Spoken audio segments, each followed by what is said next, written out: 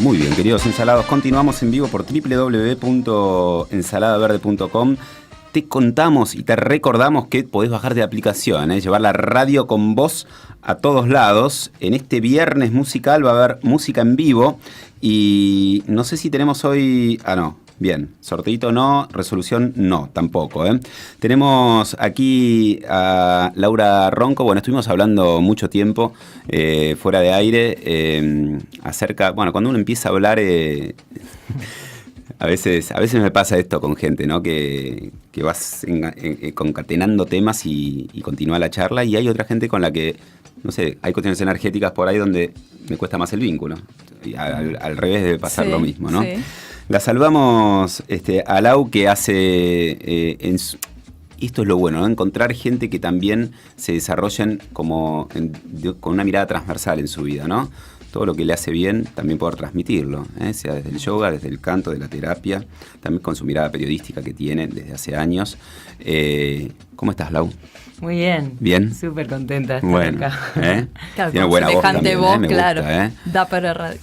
Lau Varela, ahí va. Sí. Era el gran tema. Yo decía, no, estudié periodismo. Y me decían, locutora. Claro, no. No, escribía. Claro. Bien. Curioso. Sí. Pero bueno, ¿no? Como también hablábamos de esto de poder ir encontrando en la vida algo que vaya en comunión con lo que somos en general, ¿no? Sí. ¿Por qué generar ciertas separaciones a veces en nuestro laburo o en nuestra familia o en nuestro, no sé, mundo de relaciones también?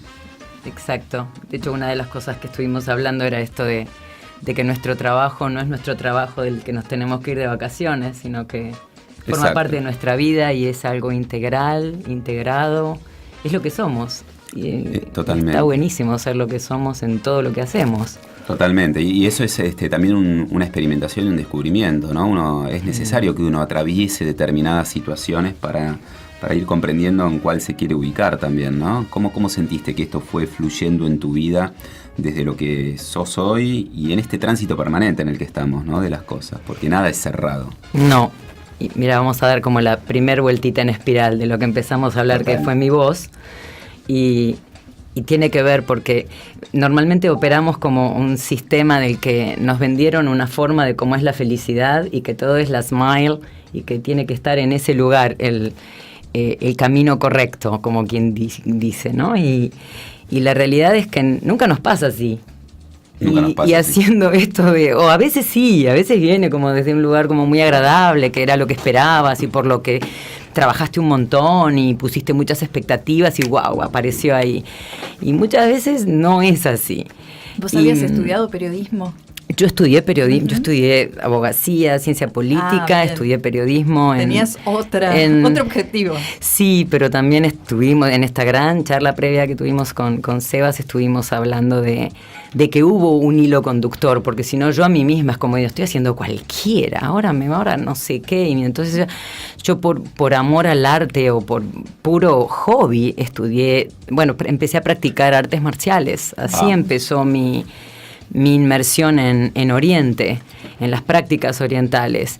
Y dije, y ahora y empecé, y era tan maravilloso, mientras yo era periodista y me iba bien en periodismo, y estaba en equipos de investigación y escribiendo, y de repente empezaba, paralelamente, ya era cinturón negro en Tai Chi y en Qigong, y empecé a estudiar medicina tradicional china, y llegué a estudiar auriculoterapia, y empecé a estudiar acupuntura, y era maestra segundo grado de artes marciales, y yoga chino, porque ese fue mi primera inmersión en las filosofías orientales, el taoísmo.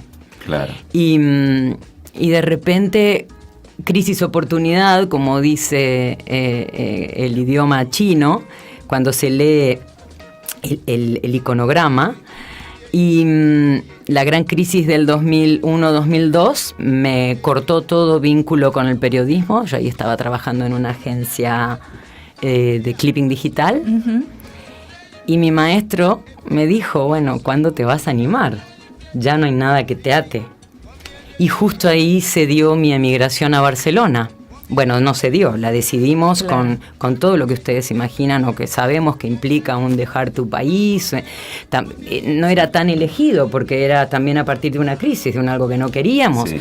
Yo me acababa de mudar a la casa en la que imaginaba, nada, casi ver a mis nietos en el digamos que jardín. Estabas en un punto de tu vida ahí como... Sí, tenía mi niño de 2 años y medio y una pareja maravillosa. De repente no pudiste pagar más. Casa, y de repente mi pareja se quedó sin trabajo y yo era como que estaba trabajando, pero después yo también me quedé sin trabajo. Y la opción fue en ese momento, porque muchos la tomamos de los profesionales que teníamos ganas de seguir creciendo en lo nuestro y tal, buscar un mercado donde estuviese una cosita un poquito más fácil de fluir. Claro. Argentina ya sabemos lo que fue, 2001, 2002. Sí, claro, porque una crisis no es que la oportunidad sea el segundo, digamos, al otro día. Ya es una crisis, un proceso. Claro, entonces bueno, ahí nada, decidimos la emigración y ahí me fui a Barcelona y ahí mi maestro de artes marciales me dijo, no, mi maestro no es solo de artes marciales, en taoísmo, me dijo, bueno, dice, puede que tengas otras oportunidades, pero quizá esta sea una. Y ahí lo que era mi hilo conductor, ahí fue cuando dije, ¿qué ahora maestra? Imagínense, ¿yo maestra de qué? Y entonces dice, y bueno, sí, porque de hecho yo ya había empezado a dar clases, pero como quien colabora en un jardín de infantes, no sé, como quien, de una manera muy inocente, muy del corazón. Y la verdad es que esos son los lugares más valiosos de la vida, en definitiva. Y dije, ¿por qué no? ¿No? También es como desde un lugar como humilde, como pidiendo hasta permiso, les digo la verdad, a las tradiciones, a los maestros, porque esto es algo que desde este momento quiero aquí como instalar, o sea, somos meros como soldados rasos, como quien diría, ¿no? Como personas comunes comprometidas en algo. Creo que tenemos mucho en común ustedes con nosotros, todo este equipo de producción conmigo. Y tiene que ver con lo humano, con los valores fundamentales y hacia atrás en lo que transmito. Yo soy una transmisora, tengo experiencia en muchas de las cosas de las que hablo. Mi experiencia personal es una experiencia subjetiva, sí, claro, es subjetiva. Pero la y me sentaría a hablar con un montón de gente que quizá hizo la misma práctica y seguramente haya tenido otras experiencias. Pero desde donde yo puedo transmitir con mi mayor integridad, corazón, cabeza y fuerza vital, es desde donde transmito tradiciones de linajes de maestros de hace miles de años, y esto es importante que lo pongamos sobre la mesa. Porque sos como el canal. Somos meros canal, y es lo que somos todos los seres humanos, creo, en definitiva. De alguna manera, un poquito... saltando de un tema a otro, son tantos, ¿no? También, pero hablando del tantra, ¿no? Y de la reducción por ahí que hacemos en estas interpretaciones, ¿no? Y llevadas a un solo lugar y decir, ¿no? De tantra, sexo, tantra, ¿no? Como una cuestión ahí, por ahí reduccionista, digo yo, desde la ignorancia total, porque no quiero hablar de temas que no, digamos, que toco más que de oído, pero que vos has investigado mucho también y que hablan de una cuestión ancestral, ¿no? Total. Incluso desde que tuvo sus inicios en la oralidad, ¿no? Total. Como eso se fue... Era transmisión oral, así empezaron todas estos conocimientos que hoy nos llegan, estos conocimientos que tienen sabidurías esenciales de fundamentos, filosofías y cosmovisiones, cada uno en su línea, pero como acabados en sí misma. Esto quiere decir que dentro de la concepción filosófica que tienen, comprenden todo lo que ocurre en lo individual de un ser humano y en el universo. Comprendieron las leyes que operan allí desde lo invisible, en esta experiencia que tenemos como seres humanos. Entonces, lo primero es como tomar conciencia de la dimensión de eso. O sea, así como vos decís el tantra, el sexo, yo también le puedo, a cualquier persona le preguntas qué es el yoga y todo el mundo te va a hablar de las posturas. Sí. Y va a ver, no es esa, o no es esa cosa, ¿viste? Algunos tienen hasta el concepto de que es algo aburrido porque tenés que respirar y estar en contacto con la respiración, y eso es algo que algunas personas no tienen facilidad por ese canal. Entonces dicen, no es para mí. Uh-huh. Y la realidad es que sí, el yoga también abarca eso, pero no es solo eso. El yoga en sí es toda una línea de desarrollo personal, es toda una filosofía que abarca al ser humano en su expresión física y en sus otros mundos, cuerpos o esencias que somos. Un poco hablando también esto de la rigidez, ¿no? Cuando uno por ahí está con el cuerpo rígido, con ciertas manifestaciones. Bueno, así como es afuera también es en otros órdenes y precisamente hablaba Lau también esto de a veces lo que se da el yoga gimnasio, ¿no? El yoga como mecanismo de consumo y de generar algún impacto, alguna sensación de momento, ¿no? Así como levantás una pesa, vas y te haces, y necesitas sentir ese rigor en un punto, ¿no? Y cuán alejado está por ahí de la esencia. Es una parte. Porque trabajar el cuerpo también es trabajar el interior. Sí, se dice en casi todas las filosofías y las prácticas y las disciplinas orientales, se abarca el cuerpo físico porque es una parte evidente de lo que somos. Entonces sí, por supuesto, vamos desde ahí, que podemos comenzar por ahí o no. Hay gente que comienza por otro lado, su abordaje en yoga. Hay gente que es muy devocional y entra en el yoga devocional, y desde el yoga devocional eventualmente después se puso a hacer una clase de Hatha Yoga, que es el yoga que incluye el cuerpo físico en las prácticas, ¿no? O no, una persona está muy estresada y resulta que le recomiendan sentarse y observar la respiración, y entonces ahí está entrando por el Raja Yoga, que es el yoga de la mente, y el del ámbito de la mente. También en cada uno de estos grandes caminos de lo que estamos hablando hay que hacer un glosario, es decir, ya lo iremos quizá haciendo, y estaría encantada de transmitirlo desde mi lado, lo que he ido explorando y estudiando, pero en cada una de estas áreas hay que definir de qué hablamos cuando hablamos de mente, ¿no? Y porque también como occidentales tenemos un mapa desde el que ya estamos viendo un territorio. Lo que es interesantísimo en estas sabidurías milenarias es que nos permiten una posibilidad de ampliar el mapa, o de verlo de otra manera, de ponerte otros anteojos. Y a mí me parece eso una experiencia vital, fundamental, que no nos quedemos como ciegos, porque además cada vez vamos a necesitar anteojos con más aumento, como Mr. Magoo, porque terminamos como encegueciéndonos mucho en esas rigideces de nuestra sola manera de verlo. Y en tu caso, pasar de las artes marciales al yoga, ¿cómo fue? Sí. O sea, ahí en Barcelona fuiste transitando las artes marciales. No. Yo me formé en Argentina, en el taoísmo, y la escuela de Pacua, actualmente es la escuela del cambio. Mi maestro puedo decirlo porque honro a mi maestro también, Enrique Blanco, que es un argentino criollo y no es ningún sensei que yo encontré no sé en qué montaña, no sé dónde. Fue una persona muy cercana que desde muy pequeño tuvo como experiencias espirituales muy profundas, transpersonales, y ese fue mi maestro durante muchos años. Y en las artes orientales la cosa no es solo de una disciplina. Si uno va avanzando en algunas escuelas, el mapa se empieza como a abrir. O sea, yo no solo estudiaba artes marciales con él, sino que el mismo mapa filosófico que sostenía las enseñanzas de la escuela es la filosofía del I Ching, los estados de cambio. Claro. Entonces, una de las líneas de los estados de cambio es el trabajo físico, la tierra, y las artes marciales era una de las disciplinas de eso. Pero luego vos podías hacer Tai Chi, Chi Kung, que por supuesto lo hice, Dao Yin o el yoga chino, que también lo hice, las líneas de... ¿Tiene posturas similares? Sí, tiene algunas cosas que son muy similares, pero el abordaje es como diferente, es como entrar en otro mapa también de cómo se abordan las prácticas, porque además está como muy concentrado. Todos habrán visto lo de acupuntura, los mapas del cuerpo humano, la acupuntura y los meridianos energéticos. Entonces se trabaja mucho sobre esos meridianos y meditando sobre esos meridianos o posturas, que eso no ocurre en el yoga de la India. Claro. Es otro mapa, es más de la línea ayurvédica, y trabajan como en otra concepción, otro modelo, pero en el fondo todas son medicinas holísticas. Claro. ¿No? Consideran al ser humano en muchos planos, en muchos niveles, y algo que está apareciendo en el cuerpo físico lo trabajan de muchas maneras, y tratando de abordar como las causas originales. Totalmente, ¿no? Que a veces no es solo que se vaya el síntoma.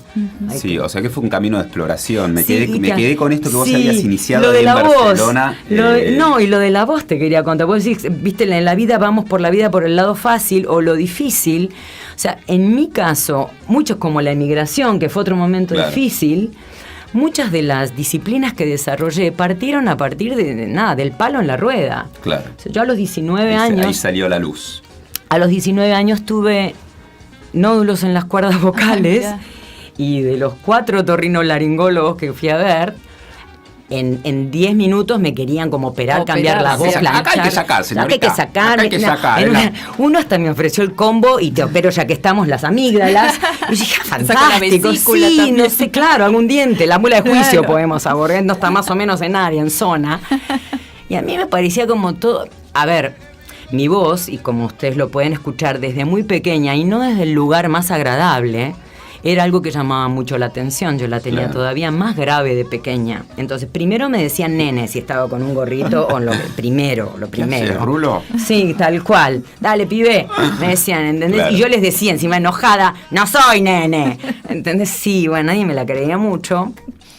Iba a un colegio y todas eran hermosísimas niñitas, sopranitos, maravillosas, angelitos de iglesia, de coro, de iglesia. Y yo sacaba mi vozarrón, nunca canté en tono y me sentía con una frustración brutal porque me sentía con oído. De hecho, yo hablo muchos idiomas porque tengo oído, me fue dado. No lo hablo como algo. Bajo. Entonces, ese es un problema en la educación, en realidad. Entonces, una persona un día me dijo, vos sos una contralto pura y es muy poco común una voz así. Entonces, no solo me ayudó, era fonoaudióloga y era maestra de actores y de canto lírico. Mira. Y ella primero me enseñó a modular y luego me enseñó a cantar en mi tono. Y desde ese momento, gracias Silvia Naidich, empecé a cantar y no paré de cantar. Bueno, contabas también nunca más. Que el canto también digamos, cosas interesantes que surgieron, ¿no? Como también de los masajes que por ahí vos también realizás, con esta mirada holística también, ¿no? Desde el yoga, pero también desde el canto, integrando también la sonoridad, ¿no? La voz. Estamos hablando de vibraciones, del tacto, digamos, de épocas donde uno ves en una clínica de alcurnia y te meten un aparatito así enorme para medirte el pulso y se va acabando el tacto, ¿no? Un poco en el plano médico de lo que sucede. Y qué importante también, ¿no? Esto de poder combinar todas las áreas, así como la vez pasada vinieron, ¿no? Con cuencos. Bueno, hablábamos del viaje de la Kundalini, también toda esta línea que de alguna manera despierta, ¿no? Estos otros campos, ¿será? Sí, nos vamos a poner como un poco técnicos, pero es muy simple. El principio fundamental es que todo es vibración en el universo. Sí. En distintas frecuencias, pero todo es vibración. Todo podría ser eventualmente mensurado, calibrado por algún aparato y ver lo que son simples ondas en distintas frecuencias. Entonces, tu hueso tiene una frecuencia, tu uña tiene una frecuencia, tu voz tiene una frecuencia, tu pensamiento tiene una frecuencia, tu hígado. Y así esta mesa, así los planetas. Claro. Si nos ponemos Pitágoras habló clarísimamente de la música, de la sonoridad y la vibración de los planetas. ¿Entendés? Él lo midió y su ciencia, otro científico, en esas épocas en las que los científicos eran científicos, artistas, inspirados. Claro. Es que todo era mucho más transversal si nos ponemos a pensar en cómo era la educación o cómo se accedía al conocimiento en las culturas ancestrales. Sí, fue un problema occidental esto de compartimentar de consumo todo. Tal vez también, ¿no? Sí, tampoco lo vería como, creo que son como características. Es una característica del occidental esto de ir compartimentando. Y tenemos que hacerlo consciente. O sea, acá estamos en una radio en la que queremos hacer todo consciente, ¿no? Lo primero es como asumirlo. Miren en qué programa estamos operando. Entonces, ahora por suerte es maravilloso que están muy de moda. Hoy hay una tendencia de los trabajos multidisciplinarios, de los equipos que colaboran entre sí, y me parece muy saludable, porque en realidad todos podemos hablar sobre un mismo tema y ver una óptica distinta. Yo, de hecho, en mi trabajo me enriquezco un montón del arte. Y si tengo que hablar del Tantra, porque la verdad es como mi línea raíz, es de donde yo estudio, practico y me es más coherente a mi sistema.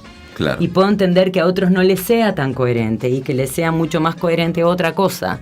Pero, y los tantrikas, en realidad, originalmente, por una de los datos que me llegaron, es que se enriquecían un montón de lo artístico. De la poesía, de la música. La música estaba súper presente en todos los rituales, en todas las prácticas, y de hecho el sonido y la música están presentes en todas las tradiciones milenarias, desde las tribus que bailan, siguiendo los momentos de la luna o del sol o de lo que fuese, hasta los yogis que también lo hacen en sus prácticas, a las meditaciones, que es fundamental, el sonido en la meditación es fundamental, es un vehículo para cambiar el nivel vibracional de tu mente.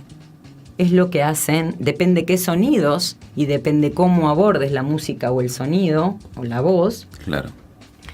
Podés en muy poco tiempo, además, es que es en un chasquido de dedos. Si ahora cerramos los ojos y hacemos una M a labios cerrados, acá cambia la historia. Por eso el OM es tan importante. El OM es importante y es importante el sonido en realidad, porque luego que también está, viste, una maestra mía dice, los chakras no son sándwiches, dice una amiga mía, no está todo bien con pensar en esto de los chakras o emitir tanto el OM. Es una primera puerta, como el asana, como las posturas de yoga, fantástico, es una primera puerta. Luego es como podés ir leyendo capas más profundas y animate porque hay premio. Cuando entras a ver eso hay premio. ¿Qué es el OM? ¿Cómo entonarlo? ¿De cuántas maneras se puede entonar? Y ahí se va. Pero puede ser el OM, puede ser una A, puede ser una rorró, puede ser...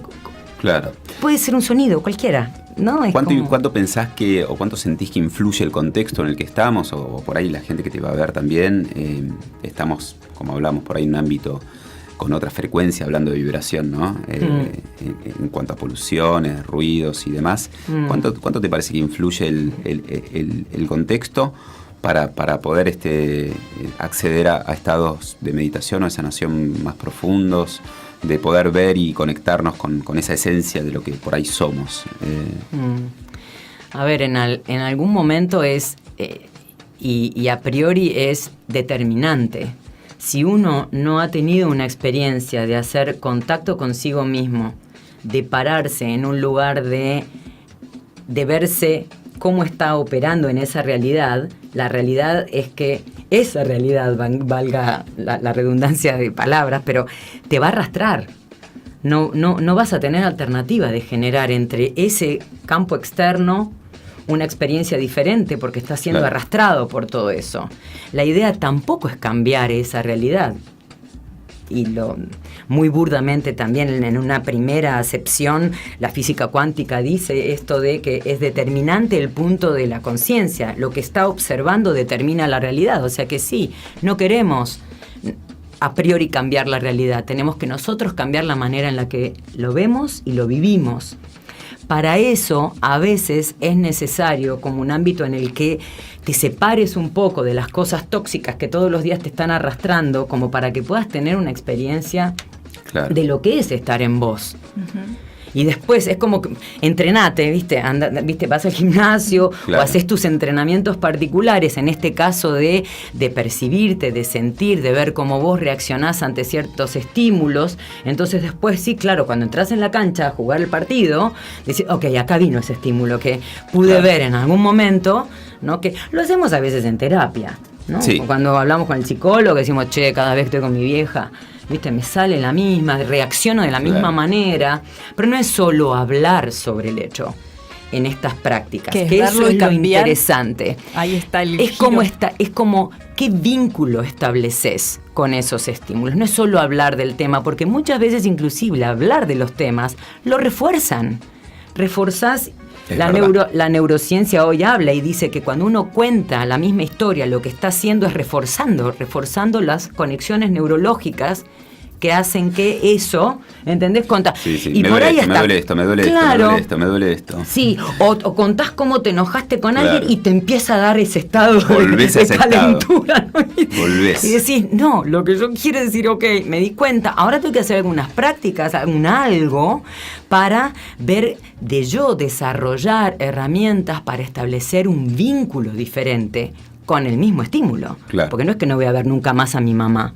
Sí, la quiero ver y quiero acompañarla hasta el día que ella o yo nos muramos. Y si estamos vivas, yo quiero que sea así, ¿no? Fue la persona que me dio... Te estoy hablando de un tema que además fue otro palo en mi rueda, un gran camino de aprendizaje. Es la clásica, ¿no? Nietzscheana, hay que matar a los padres. Claro. Filosóficamente, ¿no? Sí, bueno, pero claro.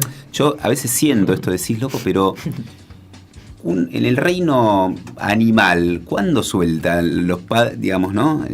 ¿Cuándo ya está, caminaste, saliste? Y nosotros tenemos un vínculo culpógeno también en un punto, que se va generando y ¿cómo hay soltar que ese vínculo? saber atravesarlo y soltarlo y vivir la experiencia, pero de es otra muy manera. fuerte ese sentimiento también, sí, ¿no? Sí, pero bueno, forma parte de la experiencia psíquica. Porque uno después subjetiva. se hace yogi, ¿no? Sí, no, todo me resbala, no pasa es nada. eso, es que tampoco, y no es por ahí tampoco no, el tema.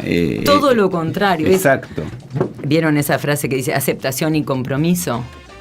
Exacto. Es aceptar, eso lo dicen mucho los budistas, es aceptar la situación como es, no hacer lo posible para no seguir repitiendo el patrón que tiene un nivel patológico. Claro. Tiene un nivel patológico. Por favor, blanquémoslo. Sí, obvio. Es un nivel patológico. Y la primera patología es que no te conectás desde el cariño, el amor, verla a esa persona como que ha hecho lo mejor que ha podido en su vida. Hay prácticas en budismo, en meditación budista, que te hacen observar al otro, por ahí, obviamente, en una visualización, y que te pongas a pensar esa persona para estar ahí, todo lo que ha hecho en su vida, los sufrimientos por los que eventualmente, seguramente ha pasado solo por estar encarnado en un cuerpo físico. Entonces, claro, cuando hoy ese monstruo que veías, que te está haciendo todo a vos, a propósito, es como que decís, y somos más iguales que diferentes. Y porque hay Entonces, patrones que se van decís, repitiendo, ¿no? De padres a hijos que después... Claro. No. Después, ¿por qué se va repitiendo esto? Evidentemente hay algo, alguna secuencia que no estamos pudiendo manejar. Correcto. Entonces lo primero es, parás y la ves. Lo primero es poder verlo. En lo que vos decías, ¿en qué me afecta lo externo de lo interno? Mientras lo externo te siga como arrastrando, como esa ola que no te deja salir a respirar, mientras eso sigue ocurriendo, no va a haber mucha alternativa de que cambie tu experiencia en vida y que seas feliz eventualmente. Porque cualquier bondi que pase, cualquier colectivo, te va a llevar a donde quiera el colectivo ir, que es lo que hace nuestra cabecita, ¿no? Pero nos vamos y seguimos teniendo el problema adentro. No, pero es que además es que vamos adentro del bondi. Vamos adentro del bondi. Lo llevamos. Con todo lo que llevamos, obvio, sí. Entonces en un momento decís, che, a ver, ¿qué bondi es este? El 20. ¿Me lleva a donde yo quiero ir? Ok, ¿me subo o no me subo? Ese simple acto de por lo menos pensarlo puede hacernos cambiar, ¿no? Una situación de lo indeseable a lo deseable. Acá preguntar, bueno, dice, ¿la que puede decirme a alguien con quién están hablando que no me perdí la parte? Bueno, con Laura Ronco estamos hablando, ¿eh? Ella, bueno, pueden encontrar su... Oye, es re loco, a ver, tú pones dos palabras y directora de contenidos de Valle Tierra.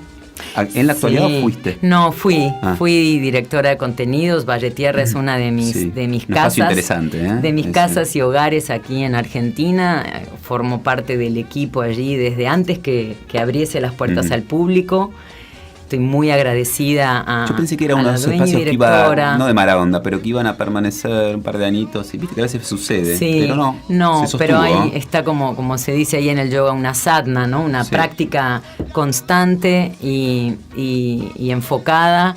Y es un lugar que ofrece así como muy abiertamente a profesores de distintos estilos de yoga específicamente, porque sí, lo que es un centro de yoga enfocado más que nada al yoga, al hatha yoga sobre todo también, porque casi todas las clases de yoga ahí tienen práctica de asanas, de posturas.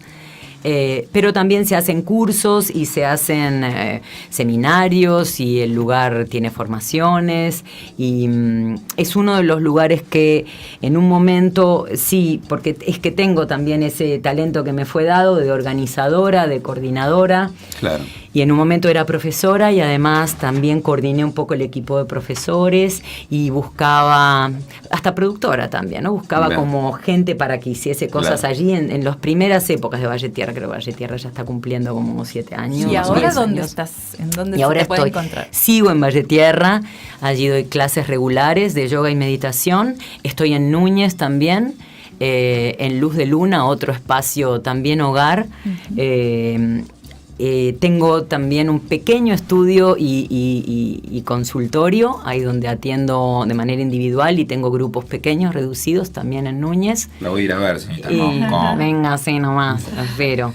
Quería buscar el WhatsApp de la señorita Lala mientras usted sigue. Sí, claro. Así que, y bueno, y también en esta etapa de lo laboral estoy como ofreciendo trabajos más en profundidad, en formatos de retiros, de cursos de fin de semana. Y si me permiten ahí como el chivo, tengo un próximo retiro en diciembre de Tantra, que vamos a trabajar allí polarizados hombres y mujeres. Esto quiere decir que van a haber la misma cantidad de hombres que mujeres. Y vamos a trabajar... ¿En qué espacio va a ser esto? Esto va a ser en La Eloísa, que es un campo, una estancia que queda a 1 hora de Buenos Aires. Uh-huh. Y vamos a estar allí 4 días haciendo prácticas de purificación, de relajación, de encuentro con uno mismo primero para salir al encuentro con un otro, eventualmente desde el mejor lugar de nosotros que podamos o con lo que sea que esté allí de nosotros para brindarle al otro, sabiendo que todos estamos haciendo lo mejor que podemos.